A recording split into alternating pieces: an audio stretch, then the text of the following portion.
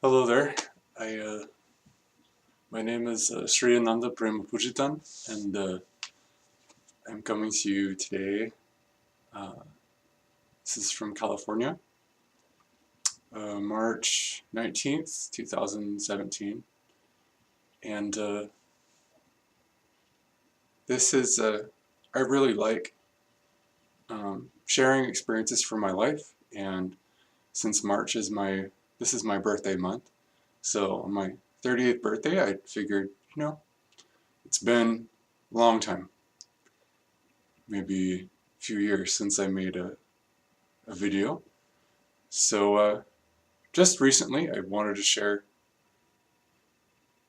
some cognitive shift that has happened in my inner space. And I was listening to a talk from my guru Paramahamsa Nithyananda Swamiji, and very recently, this past few days, and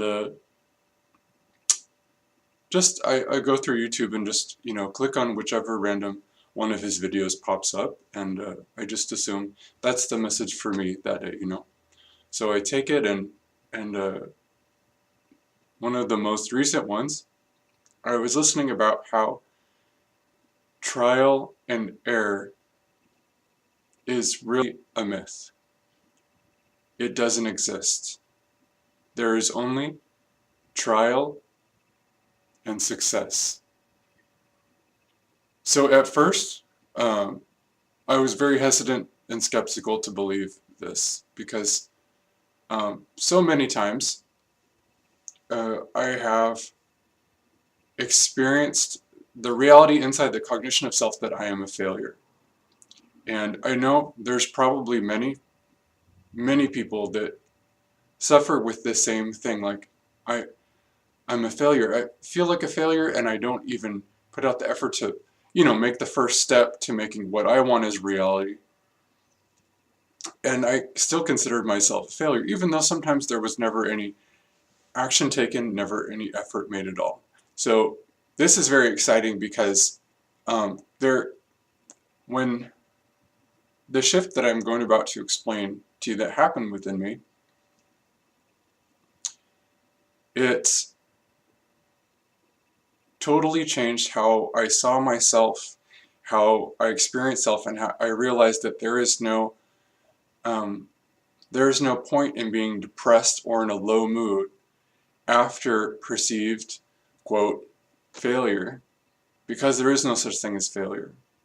I'll give you an example from my personal life that I applied this truth to, and found out that that is the reality. There is no such thing as failure. Okay, I had this wonderful, amazing experience in 2012, Inner Awakening program with Paramahamsa Nithyananda, my guru, my Swamiji. It's really the only program out there that's designed to give you the right cognition of self and really to help you to explode into a myriad of possibilities for your life. All those things that you fantasize about when you're, in childhood and adolescence, about the wonderful ways that you would like your life to go, presently in your relationships with family and friends, as well as, future career, all of that. The best, the highest, most amazing thing that you can, that you can imagine your life to be. All of those things are, possible. And that's why I would suggest anyone go and attend this program. It's just amazing, and I'm still unfolding and experiencing new things from that program, and it's been let's see, it's 2017, so that was in July of 2012, it's March, so, almost 5 years have gone by, and there's still amazing things that are unfolding from that experience. So if you have heard about the Inner Awakening program, innerawakening.org is the website. Go check it out. The programs are taking place in India, and if you have any inkling to go, or any urge to go, or any feeling connection with this guru, I would do everything that you can to get there, because it is at least a few $1,000s, but if you think about it, it's something that has continued to benefit me physically, mentally, emotionally, and everyone else in my life. So in so many even subtle ways, not to mention all the other practical ways, but I'm kind of getting off topic here. So I attended this 21-day program, right? So near the end of the program, I was kind of holding in because I had charged this whole program like on credit cards, right? And I knew that coming back, I was like, what am I going to do when I get back? There's no way I'm going to pay off these bills. I'm probably never going to, get to go to India ever again. So that was the cognition that I created for myself there. I'm like, there's no way I can pay off this debt, and there's no way I'm going to be able to go to India. That was the, reality that I had set for myself the last few days that I was in India. That was like the reality. So I came back home, and since then, almost every single inner awakening that has happened, I have requested blessings from Swamiji, which basically means that there is a spot reserved for you in the program if you decide to attend. And just make it there, make it happen. So since then, which at least 3 a year, I've received blessings from Swamiji, and for me that's like the big yes. It is not only going to happen, it is already starting to happen now. Get everything ready for you to attend this program, right? Now the reality that I had held at that point after I got back from an inner awakening, because I think the next one maybe was either October or the December inner awakening. One of those two was the next one that I had asked for and received blessings for. And at first there was that excitement. I'm like, yes, I'm going to be able to go again. It's with Swamiji, I feel like I'm at home, true home. So more than any other place that I've experienced. And it's obviously a space, not a place, because, sometimes some of the past inner awakenings not always are in the same place. But wherever Swamiji is, it is like being at home. That's what I'm saying. So I was like, okay, I got blessings to go. Let me see what I can do. And all of a sudden I stopped in my actions. I'm like, okay, I got the visa. I have my passport. I have those things. But how am I going to afford the plane ticket? How am I going to afford the program, which is thousands of dollars, of course? And which is maybe at the time, maybe 30% of my annual income, like the program. Like, oh gosh, what am I going to do? And I was kind of stuck there. And even though there was the intense desire, I really didn't take the action to be able to transform the desire into the reality. The reality in my inner space was saying that it doesn't matter what I'm going to be able to want or desire for my life, it's not going to happen. That was what I carried inside.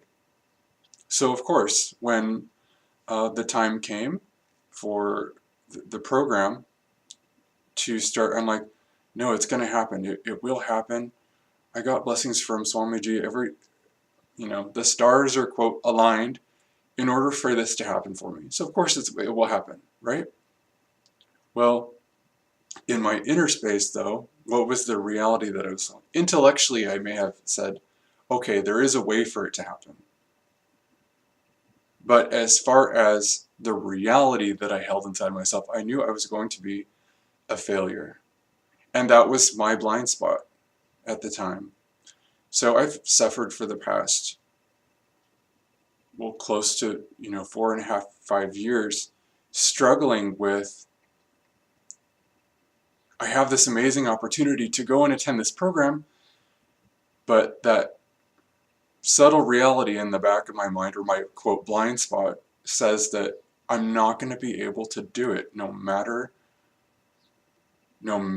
what. I'm not going to be able to attend. So how does this relate to the subject matter that we're talking about? Trial and error transforming into what it really is trial and success. Desire. What do I desire? I desire to be with Swamiji, of course.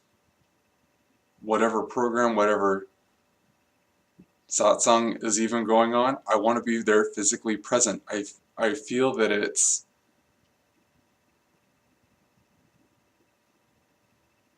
that's my highest joy in life, is just to go and experience, and I feel like it's something I owe to myself. Like, yes, this is an investment in my joy to go and do this.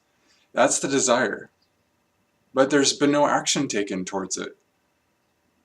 So the desire kind of becomes more like a fantasy rather than becoming something that you're actually doing in your life, the reality.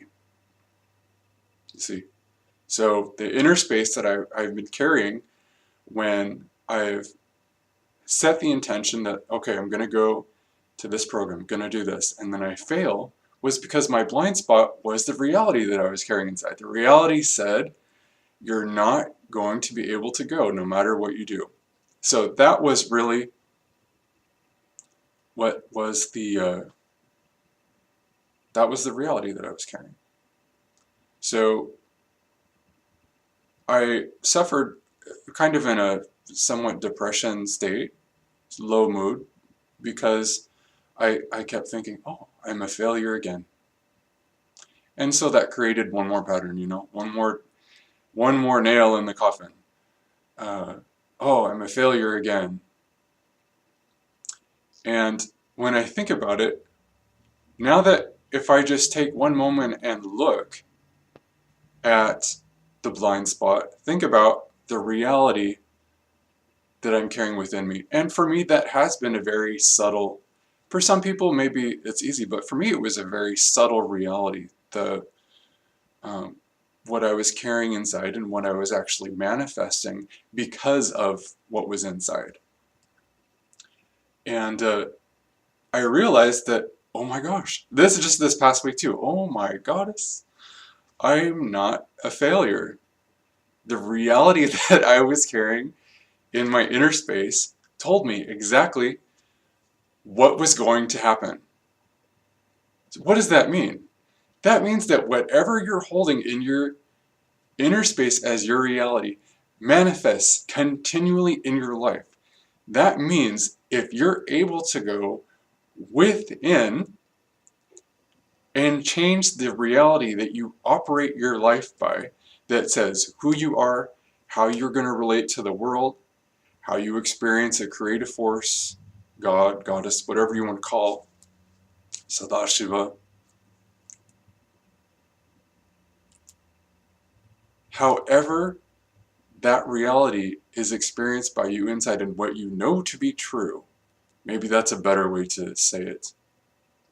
Whatever you know to be true in your heart of hearts, in your just what you accept as your reality, even if it's a blind spot to you and you don't really look at it or examine it, that is what dictates what manifests before you, manifests in your reality. So anyone in the world, go and try and experience this for yourself. What is it that you believe about yourself? What is it you know to be true?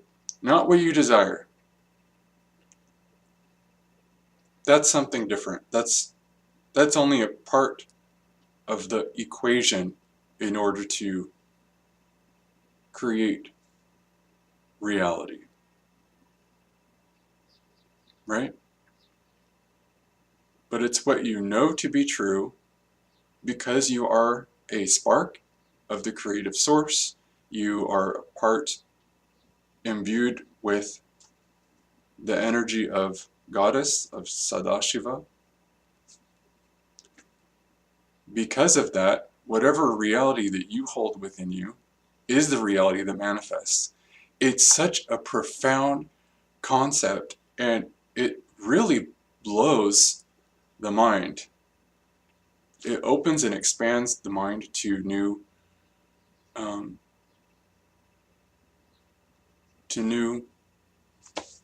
a new expanded space. It really does. And so this is very exciting because literally you can change what you believe about yourself, what you believe about the world, and what you believe about the source of creativity, or SadaShiva, whatever you want to call. So I hope that everyone is able to take the time and really go and just examine, it might be something very casual for you too, just like, well, what do I believe about myself? What do I know? Not what I want myself to be, but what do I know to be true for my life? What do I know to be true about how I operate with the world, how I operate with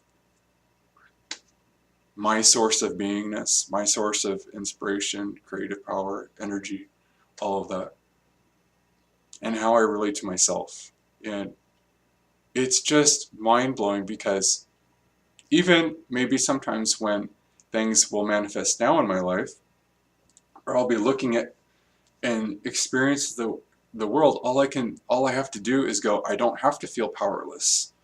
It's a choice. I don't have to feel powerless because for some reason, maybe unknown to me, maybe it's a blind spot at the moment, but I know that this reality I'm experiencing, because of the inner space that I carry about what I know to be true about myself, the world, and how I experience my creative source. SadaShiva. So I'm interested to know what other people find as well, because I just recently had this shift over from trial and error, or trial and failure, is actually trial and success. Every time. Continuously we're given infinite amounts of energy, but our cognition, the reality that we carry about ourself, the world, and creative source, SadaShiva, is ultimately what manifests in every single moment. Even if it's limited, continuous energy is available to us. So just start expanding what you believe about yourself, what you believe about the world, and what you believe about your creative source. So I am really interested to hear about other people's experience with this, or if you have maybe a similar technique or a similar way that this process has worked for you. I'm really interested because I'm just barely finally getting that cognition out of the many people, sannyasis, other Danadars, Kotari, Mahant, Sri Mahant, many other people that have helped me, even other people in my daily life that have helped me that have nothing to do necessarily with Swamiji. It has came from various sources, so thank you to all the dozens of people, literally dozens of people that have tried to help me see that I am the creator of my existence, the reality that I'm experiencing. So thank you to all of you, and thank you to Swamiji for all of this wonderful process of discovering how to live powerfully and how to live harmoniously, you know? It's just great, and for taking me to the next level. So I want to hear back from everyone. Let me know what your experience is with creating the reality that you want. Nithyananda.